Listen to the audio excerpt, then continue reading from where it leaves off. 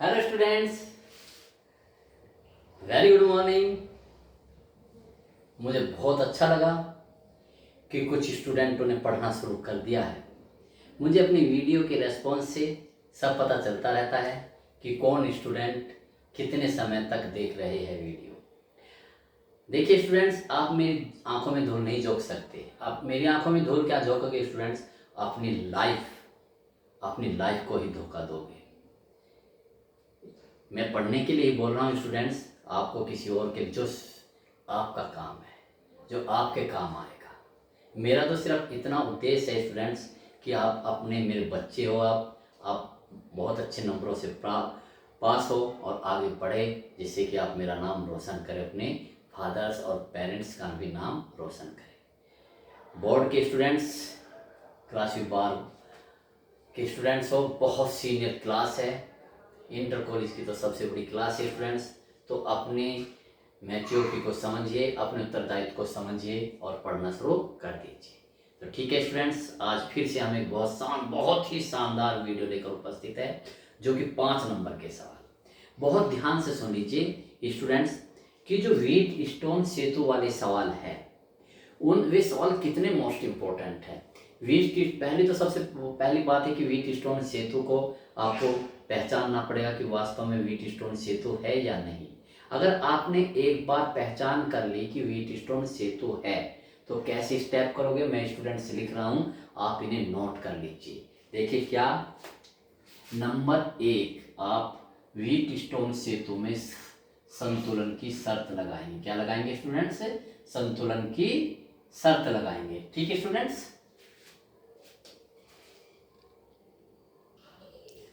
तो देखिए स्टूडेंट, सबसे पहले हम क्या निकालेंगे? अगर व्हीट स्टोन ब्रिज है, संतुलन की शर्त लगाएंगे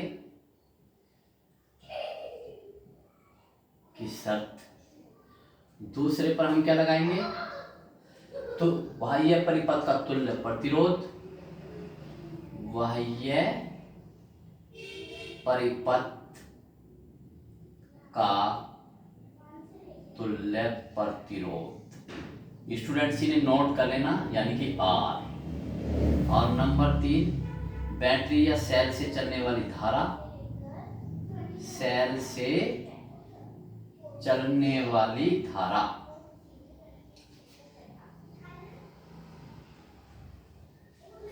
धारा यानी कि आई, कौन से फॉर्मूले से students? I equal to E upon R plus small R है, यार हमने पहले निकाल लिया। और चौथे में लगाएंगे हम किरचॉफ का प्रथम नियम, किरचॉफ का प्रथम नियम। और 5वें में लगाएंगे किरचॉफ का द्वितीय नियम, किरचॉफ का द्वितीय नियम। ठीक है स्टूडेंट्स, कोई भी सवाल हो स्टूडेंट्स व्हीट स्टोन सेतु का, कितना भी बड़ा सवाल हो, सबसे पहले ये 5 स्टेप को फॉलो करेंगे हम। सबसे पहले संतुलन की शर्त लगाएंगे, फिर उसके बाद बाह्य परिपथ में तुल्य प्रतिरोध निकालेंगे, फिर सेल से चलने वाली धारा इस सूत्र से ज्ञात करेंगे, और फिर किरचॉफ का प्रथम नियम, किरचॉफ का द्वितीय नियम। ठीक है स्टूडेंट्स, तो सबसे स्टार्ट करें। ठीक है, स्टार्ट करते हैं स्टूडेंट्स। तो देखिए,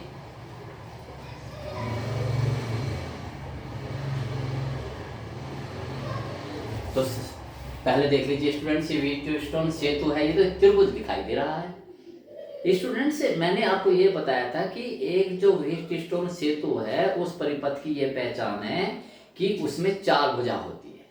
ठीक है, देखो इसमें एक भुजा ये रही, एक भुजा ये रही, एक भुजा ये रही और एक भुजा ये रही। जब उसमें स्टूडेंट जोड़ते हैं, एक इसका विकर्ण ये रहा, ये 10 ओम है स्टूडेंट्स, ये भी कितना है? 10 ओम है। ठीक है, और ये हमने परिपथ जोड़ दिया। ठीक है, तो ये दिया गया परिपथ क्या है स्टूडेंट्स? व्हीट स्टोन सेतु है। और कैसा है देखिए, संलग्न परिपथ में बिंदु ए तथा बी के विभव बराबर है, विभव बराबर, यानी कि ए और बी समान विभव पर है। तो इसका मतलब ये संतुलित है, यहाँ भी ये भी और ये भी समान विभव पर है, तो इसका मतलब संतुलित है। जैसे तराजू है, इधर भी वेट समान, इधर भी वेट, तो इसका मतलब तराजू क्या है? संतुलित है। तो इसका मतलब, तो अब सबसे पहले लगाएंगे, देखो स्टूडेंट्स करना मैं स्टार्ट करता हूँ। तो देखिए करते हैं, ये सवाल यहाँ तक, जिससे कि स्टूडेंट्स मुझे जगह मिल जाए। ठीक, ये लीजिए स्टूडेंट्स, ठीक है, ये सवाल है। ठीक है स्टूडेंट, बहुत ध्यान से समझ लिए स्टूडेंट्स। ये जो मैंने लिखा है, ये वाला ये वाला ये वाला सब आपको पेपर में आएगा। ठीक है, अब यहाँ से आप जब आप इसे स्टूडेंट्स पेपर में करेंगे, अपनी कॉपी में करेंगे, तो सबसे पहले आप इसे अपनी कॉपी में उतारेंगे। ठीक है, और यहाँ से स्टार्ट करेंगे। तो सॉल्यूशन,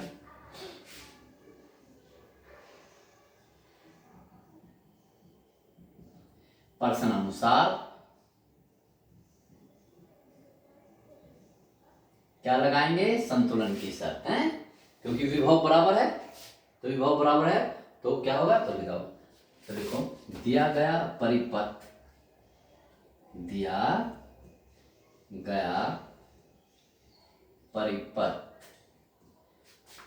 एक संतुलित परिपथ है, एक संतुलित परिपथ है।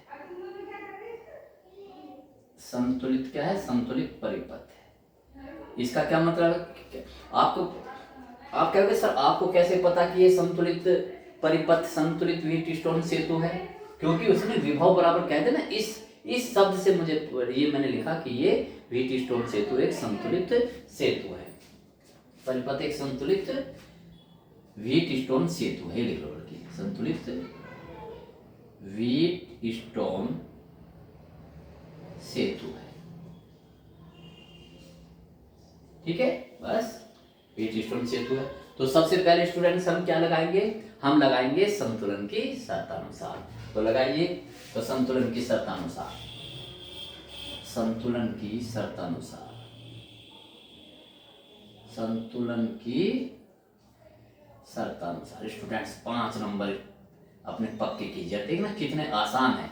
अब स्टूडेंट्स जितनी लंबी लंबी कैलकुलेशन थी, गुणा भाग 10 की पावर 22, 10 की पावर 32, सब खत्म हो चुकी। और बहुत सिंपल कैलकुलेशन है और बहुत मोस्ट इंपॉर्टेंट।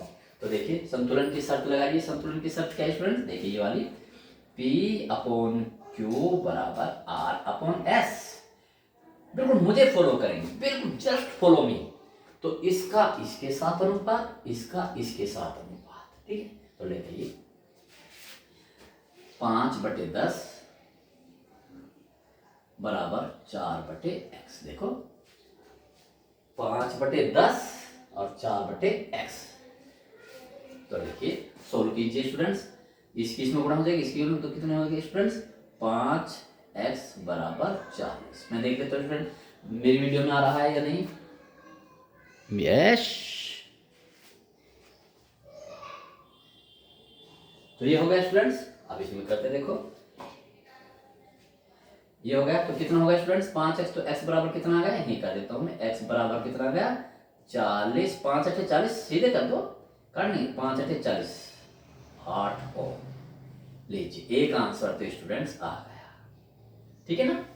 हमें मुझे नहीं पता कि निकाल, अगर भले ये x का मान भी ना निकलवाता तब भी आपको करता। आप कहोगे सर आपको कैसे पता कि, बस आपको जब भी व्हीटस्टोन सेतु है तो ये निकालना है।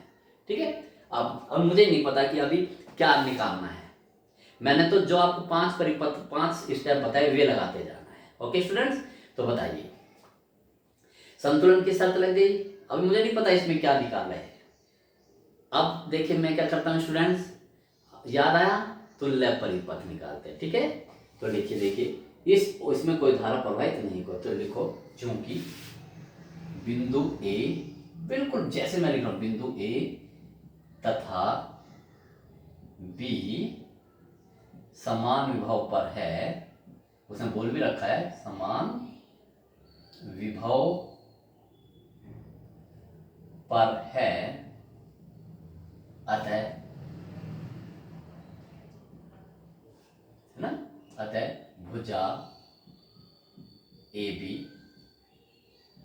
में कोई धारा प्रवाहित नहीं होगी, कोई धारा प्रवाहित नहीं होगी,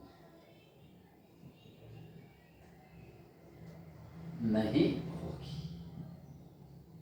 ठीक है, जब धारा पढ़ लीजिए, इसमें कोई धारा प्रवाहित नहीं होगी, ये लीजिए स्टूडेंट्स। फिर ठीक है, ठीक है स्टूडेंट्स, अब यहां से धारा प्रवाहित करके ये लीजिए, मैंने आपको बताया था जब किसी परिपथ में धारा प्रवाहित करते हैं तो पॉजिटिव टर्मिनल से निकालते हैं, यानी धनात्मक सिरा। धनात्मक सिरा कौन सा? तो बड़े वाला। देखो ये स्टूडेंट्स बड़ा है और ये छोटा है, तो यहाँ से निकलेगी धारा। ये कितनी स्टूडेंट्स निकली? आई। अब यहाँ जाकर दो हिस्सों में डिवाइड होगी, कुछ इधर चली जाएगी I1 और कुछ इधर चली जाएगी I2। ठीक है, अब देखिए परिपथ पूरा कीजिए। ये I1 गई इधर, ठीक है। अब इधर तो कोई जाएगी तो सारी की सारी इधर ही चली जाएगी I1। ऐसे स्टूडेंट्स ये इधर नहीं जाएगी तो सारी की सारी इधर चली जाएगी I2 और फिर मिलकर के हो जाएगी I। देखो आगे नहीं वापिस होके I, ये I1 और I2 मिलकर फिर I बन जाएगी यहाँ भी। ठीक है, तो ये धारा प्रवाहित होगी। तो अब देखिए जब स्टूडेंट जब इसमें कोई धारा प्रवाहित नहीं होगी तो जो धारा इसमें जाएगी वही धारा इसमें जाएगी। इट मीन्स ये 5 ओम और ये 10 ओम किसमें होंगे? श्रेणी क्रम में। तो लिख लीजिए अतः 5 ओम व 10 ओम के प्रतिरोध श्रेणी क्रम में होंगे। श्रेणी क्रम में होंगे। माना इनका तुल्य प्रतिरोध। 5 नंबर का सवाल है स्टूडेंट्स, टॉपर बनना है तो बिल्कुल आलस मत कीजिए। माना इनका तुल्य प्रतिरोध, क्या मान लो स्टूडेंट्स? R1। ठीक है, तो R1 बराबर क्या होगा? श्रेणी क्रम में है तो क्या होगा? 5 + 10, डायरेक्ट लीजिए कितना? 15 ओम। जैसे मैं कर रहा हूं बिल्कुल ऐसे। ठीक हो गया? इसी प्रकार ये लिख लीजिए। इसी प्रकार अब देखिए ये 4 ओम और x हमारा आ गया था। x कितना है? 8।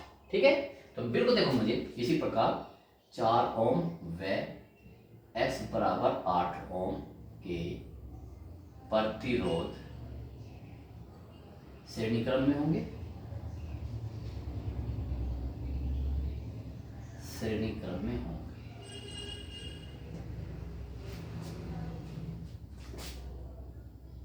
माना इनके तुल्य प्रतिरोध, इनका तुल्य प्रतिरोध क्या मान लिया हम? R2। तो R2 बराबर क्या होगा? 4 + 8 बराबर 12। ठीक है, अब ये R1 और R2 किस क्रम में होंगे स्टूडेंट्स?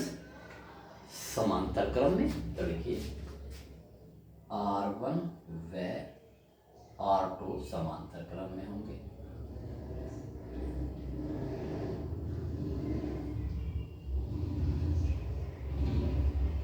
किसमें होंगे स्टूडेंट्स? समांतर क्रम में होंगे। ठीक, अब माना इनका तुल्य प्रतिरोध क्या माना? माना इनका तुल्य प्रतिरोध R डैश मान लिया स्टूडेंट। तो देखिए तो इसका मतलब आप समांतर क्रम में क्या फॉर्मूला लगेगा स्टूडेंट्स? R डैश बराबर R1 + R2। वैल्यू रखिए। R1 की वैल्यू कितनी है? 15 + 1/12। कितना एलसीएम होगा स्टूडेंट्स 15 और 12 का? करोगे? 60 हो गया। 15 चौका 60 और 12 पंजे 60, 9/60 आ गया। थोड़ा सोल्व कर लीजिए। 3 तिया 9 और 20 तिया 60। तो स्टूडेंट्स R डैश बराबर कितना आ गया? 20/3। बटे में नहीं काटना, ये हो गया। ठीक है स्टूडेंट्स, अब ये जो R डैश आया देखो ये वाला आदर्श को हम लेंगे नहीं क्योंकि इसमें कोई धारा ही प्रवाहित नहीं है, छोड़ देंगे। अब ये बचा, ये स्टूडेंट्स आंतरिक प्रतिरोध नहीं है। इस आंतरिक प्रतिरोध तो इसके बॉक्स के अंदर बंद होता। देखो मैं मुझे बिल्कुल भी नहीं R ऐसे होता है स्टूडेंट्स, यहाँ होता इस तरह से है ना, लेकिन तो बाहर है। अब ये समांतर क्रम में आया। अब ये जो R डैश है और ये 15 है, ये किस क्रम में होंगे? श्रेणी क्रम में होंगे, है ना। इन सब का तो उसमें ऐसे आ जाएगा और ये फिर धारा ऐसे चली जाएगी। तो किस में होंगे ये स्टूडेंट्स? मैं यहां से फिर स्टार्ट करता हूं। ये लीजिए, तो लिखिए R डैश व 15 ओम के प्रतिरोध श्रेणी क्रम में होंगे। मैंने आपको पहले ही बताया था स्टूडेंट्स, एक बार श्रेणी क्रम, फिर समांतर, फिर श्रेणी, इस प्रकार से एक सीक्वेंस से चलती है, श्रेणी क्रम में होंगे। ठीक है, ये देखिए माना, ठीक है ना, अतः लिखो बस अब, अतः परिपथ का बाह्य, एंड में ये जरूर लिखेंगे, बाह्य तुल्य प्रतिरोध क्या हुआ स्टूडेंट, श्रेणी क्रम तो आर मान लो, आर बराबर R dash plus 15, R dash हमारा देखो ये आया 20/3 प्लस 15। वाओ, कैसे करेंगे, 15 3 45, 45 और 20 65, 65/3 हमारा कटने का है नहीं, तो ये आ गया स्टूडेंट्स। ठीक है, अब क्या करें, कितने स्टेप हो गए स्टूडेंट्स, 2। तीसरा स्टेप क्या है, सेल या बैटरी से चलने वाली धारा, तो कीजिए सेल या बैटरी, बैटरी यूज किया तो बैटरी करो, कुछ भी लिख दो, कोई फर्क नहीं पड़ता स्टूडेंट्स, बैटरी से चलने वाली धारा। आपकी स्टूडेंट्स अगर मुझे फॉलो करेंगे तो कलम रुकेगी नहीं, अगर ना सोच रहे होंगे आप क्या करें, आप क्या करें, आप क्या करें, बस उन 5 स्टेप को फॉलो करते चले जाए एक के बाद एक। तो अब क्या, बैटरी से चलने वाली धारा, तो I = E/R plus small r। ठीक, तो इसकी वैल्यू रख देते हैं स्टूडेंट, सब देखिए, ठीक है, रखिए अभी यह जगह नीचे, तो I = E की जगह क्या रखेंगे 5, R की जगह क्या रखेंगे 20/3, और स्टूडेंट इसकी जगह रखेंगे 0, क्योंकि यहां आंतरिक प्रतिरोध नहीं है। ठीक है, ठीक है स्टूडेंट्स, तो अब देखिए आगे करते हैं, यहाँ पर इसे हम मिटा लेते हैं, स्टेप बाय स्टेप स्टूडेंट्स करते चले जाइए, 5 नंबर पक्के कर लीजिए, अपने पक्के कर लीजिए स्टूडेंट्स, 5 नंबर बहुत वैल्यू होती है। तो I = 5, देखो ये 5 है स्टूडेंट्स, ये 3, ये 0 का तो कोई मतलब नहीं, 3 ऊपर चला जाएगा, तो कितना होगा 5 × 3/20, 5 चौक 20, तो कितना हो जाएगा 3/4। वाह, 3/4, काटो मत, ऐसे रहने दीजिए, 3/4। ठीक, तो ये आ गया, तो I बराबर देखो पूछा, अब इसमें देखिए, देखो ये बैटरी से ली गई कुल धारा, ये आगे बैटरी से ली गई कुल धारा, लेकिन हम इनका आंसर सबसे बाद में लिखेंगे स्टूडेंट्स। तो देखिए ये हमारा कितना आया था स्टूडेंट्स, 8 ओम आ गया, तो ये भी लिख लीजिए। कितने स्टेप हो गए, 3 स्टेप हो गए, 3। चौथा स्टेप क्या, जो भी ये बिंदु सी पर किरचॉफ का प्रथम नियम लगाने पर, आप कहोगे सर कहां पर लगाए, जो भी, ये भी मैं एक राज की बात बताता हूं स्टूडेंट, जो भी बैटरी से पहले वाला बिंदु आए, जहां भी धारा का वितरण हो, वहीं तो किरचॉफ का प्रथम नियम, वही तो संधि है, ये संधि है नहीं, संधि पर मिलने वाली धाराओं का कुल बीजगणितीय योग 0 होता है, अर्थात संधि की ओर आने वाली धाराओं का योग जाने वाली धाराओं के योग के बराबर होता है, तमाम बात है, या ये कह लीजिए आई तो डिस्ट्रीब्यूट है, यानी कि यहाँ से 5 चली, 2 इधर चलेगी तो 3 इधर चलेगी, तो ऐसे ही, तो लेकिन लिखा करते हैं बिंदु सी पर, या संधि सी, बिंदु सी लिख लो, संधि ना लिखे, बिंदु सी पर किरचॉफ का प्रथम नियम, किरचॉफ का, अभी देखिए स्टूडेंट्स मुझे नहीं पता कि क्या क्या पूछ रहा है, बस मैं तो स्टेप को फॉलो करता जा रहा हूं, किरचॉफ का प्रथम नियम लगाने पर, प्रथम नियम लगाने पर, चैनल को सब्सक्राइब कर लीजिए स्टूडेंट्स, मैं बार बार कह रहा हूं, वरना बहुत ज्यादा आप नुकसान उठा जाओगे। ठीक है, चैनल को सब्सक्राइब करके रखिए, जिससे कि कोई भूल चूक ना हो, कोई वीडियो मिस ना हो। तो लगाने पर तो लगाइए, बस सीधे लिख दीजिए स्टूडेंट्स, I1 + I2 = I, है ना, या I1 + I2 = I की वैल्यू रखो 3/4। Equation number 1। आपके पास कितने अननोन है स्टूडेंट्स, I का मान आ गया, I1 और I2, तो 2 इक्वेशन चाहिए, एक प्रथम नियम से आ जाएगी, एक द्वितीय नियम से आ जाएगी। तो देखिए अब कितने स्टेप हो गए, 4, 5वां स्टेप किरचॉफ का द्वितीय नियम लगाने पर। किरचॉफ का द्वितीय नियम कहां पर लगता है स्टूडेंट्स, बंद परिपथ में। तो बंद परिपथ कौन सा, देखो सी, या ऐसे लो ए बी सी ए, तो देखो बंद परिपथ ए बी सी ए में किरचॉफ का द्वितीय नियम लगाने पर, किरचॉफ का द्वितीय नियम लगाने पर, ठीक है, लगाने पर, ठीक है स्टूडेंट्स। तो देखिए स्टूडेंट्स, आप किरचॉफ का द्वितीय नियम लगाने पर किसमें, बंद परिपथ एबीसी में लगाना, आपको पता। अब इसमें आप तीर का निशान किधर से भी लगा दीजिए, लीजिए आपके कैसे भी लगा दीजिए, ऐसे नहीं कि मैंने A B C A B ऐसे लगाऊंगा, कैसे लगा दीजिए। लो मैं आपके पास ऐसे लगा रहा हूँ, देखो, जिससे कि आपको हर चीज़ की प्रैक्टिस हो जाए। तो यानी कि जब मैंने ऐसे लगा तो स्टूडेंट्स आपको ऐसे चलना है ना, ऐसे लगाया ना, तो लगाइए ऐसे चलो, यहाँ से ऐसे चलो, ऐसे चलो, ये लीजिए, ये यहाँ से चलो तो ऐसे चलो, कहीं से भी चलो लेकिन ऐसे चलना है, करिए। तो यहाँ से चलिए, ठीक है। चलिए स्टूडेंट्स देखो मेरी इस टिप्स को देखिए, ये चल रहे हैं क्या आ गया स्टूडेंट्स, प्रतिरोध आ गया। प्रतिरोध कितना है, 5 ओम। धारा कितनी बह रही है इसमें, I1। दोनों की गुणा कितनी होगी, 5I1, ठीक है स्टूडेंट्स, 5I1। कैसा चिन्ह होगा, क्योंकि हम चल रहे हैं ऐसे और टकरा गए तो चिन्ह आएगा माइनस। फिर ऐसे चले जाइए, फिर ऐसे चलेंगे क्योंकि हम ऐसे चले, बंद परिपथ को फॉलो करना है, ये लीजिए ऐसे आए। फिर ये प्रतिरोध होगा 4, इसमें धारा बह रही I2, 4I2, चिन्ह कैसा आएगा, प्लस, क्योंकि हम जिधर की ओर हम जा रहे ऐसे ही तीर का निशान है। फिर यह आया प्रतिरोध है ना 0, तो 10 गुना 0, क्योंकि इसमें कोई भी धारा नहीं बह रही, इसे प्लस लगाओ या माइनस लगाओ कोई नहीं। और इस परिपथ में स्टूडेंट्स कोई भी क्या नहीं है, सेल भी नहीं, इसका कोई मतलब नहीं रहा, इस परिपथ में कोई भी सेल नहीं, तो इसलिए विद्युत बल 0 हो जाएगा, ठीक है स्टूडेंट्स। ये इक्वेशन नंबर 1 हो गई थी। अब देखिए यहाँ से निकाल लीजिए, बस इसे इधर ले जाइए, तो 4I2 इक्वल टू 5I1, ये लीजिए इक्वेशन नंबर 2 है ना, ये इधर जाकर प्लस हो जाएगी ना। अब बस हमें इक्वेशन समीकरण 1 तथा 2 को हल कर ले, समीकरण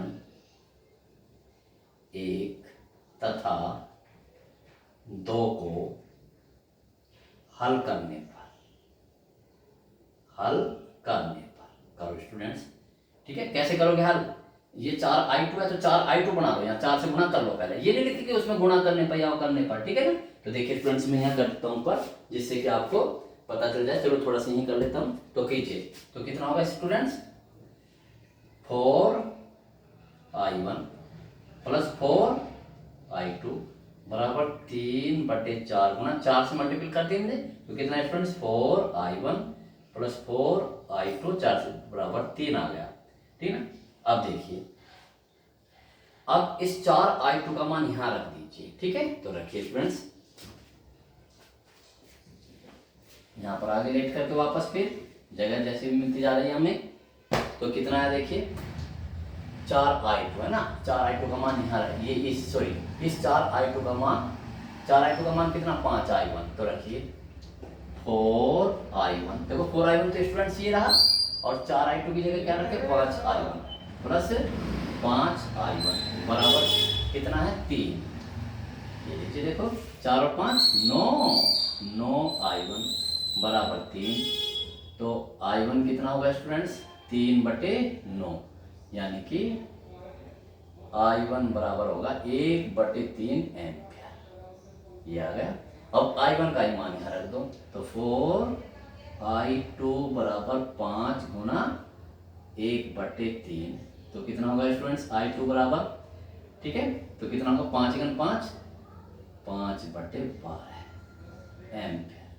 देखो ये आ गया ना स्टूडेंट्स। तो हमारे स्टूडेंट्स सारे स्टेप पूरे हो गए, ठीक है ना। अब अपने क्वेश्चन में आते हैं कि क्या पूछ रहा है, तो उनके आंसर देंगे, ठीक है। बेस्ट तरीका अपनाना है, तो देखिए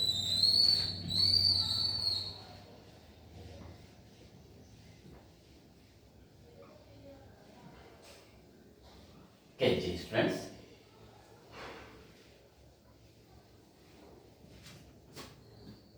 अब नंबर 1 प्रतिरोध X का मान है, तो जैसे नंबर 1 प्रतिरोध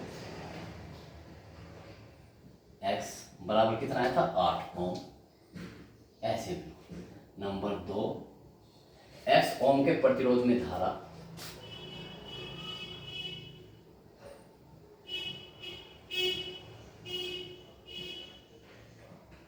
प्रतिरोध में धारा, देखो x ओम के प्रतिरोध में धारा कितनी I है ना, तो इसे I2 ले लो आप, जैसे भी धारा I2 का मान कितना है स्टूडेंट्स, देखो ये रहा 5/12 एम्पियर।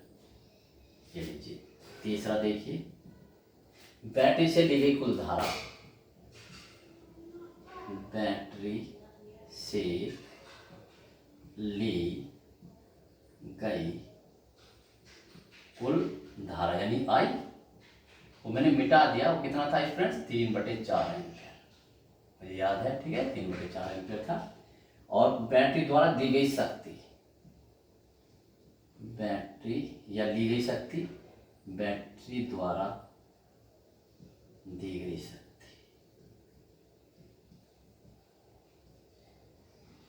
P बराबर क्या था स्टूडेंट्स, P बराबर V इंटू आई, ठीक है, या I स्क्वायर R कर लीजिए, देखो दोनों की सेम ही है, ठीक है, तो P बराबर V इंटू आई कर लीजिए, V इतना है और I इतना है, इसमें से धारा कितनी जा रही है, ये लीजिए V इंटू आई, तो V कितना है स्टूडेंट्स 5 वोल्टेज, और I यहाँ से धारा कितनी निकली है 3/4, तो कितना होगा स्टूडेंट्स 15/4 क्या वाट, ठीक है। देखो उससे भी निकलवा सकता हूँ मैं, एक फॉर्मूला P बराबर क्या था I स्क्वायर R, तो I कितना था देखो स्टूडेंट्स, I था कितना, स्क्वायर करो इसका 9/16, और R हमारा तुल्य प्रतिरोध कितना आया था, तुल्य प्रतिरोध आया था सर 25/3 कुछ ऐसा आया था उसमें रखे, तो यही आ जाएगा स्टूडेंट, ठीक है, तो उससे कर सकते हैं। अब इसमें ये करके स्टूडेंट इसे एक ब्लॉक में करके, इसे एक ब्लॉक में करके स्टूडेंट्स ऐसे ब्लॉक में करके, और यहाँ क्या लिख देंगे बड़े उसमें आंसर, ये होती है स्टूडेंट्स करने की कला। जब भी आप टॉपर जैसे लिखोगे तभी आप टॉपर बनोगे। देखिए एक सवाल में स्टूडेंट्स इतना सवाल समय लग गया कि पूरी वीडियो का समय हो गया, तो प्रत्येक स्टूडेंट्स इस न्यूमेरिकल्स को एक बार अपने हाथ से करके देखेंगे, अगर विदाउट हेल्प मी या विदाउट एनी हेल्प इस पूरे सवाल को, इसी सवाल को आप करके देखेंगे, बिल्कुल जो भी तुम मेरे वर्ड्स होने चाहिए और मुझे व्हाट्सएप पे भेजेंगे। जिस स्टूडेंट ने व्हाट्सएप पे नहीं भेजा मैं उसको नोट करूंगा और उसे तुरंत मार्क करूंगा अपने रजिस्टर में, ठीक है ना, ठीक है स्टूडेंट्स, बेस्ट ऑफ लक, पढ़ते रहिए, डू हार्ड वर्क। एक बार फिर से कह रहा हूँ स्टूडेंट्स, इस क्वेश्चन को अपने तरीके से आप स्वयं करके मुझे व्हाट्सएप करेंगे। Okay students, best of luck.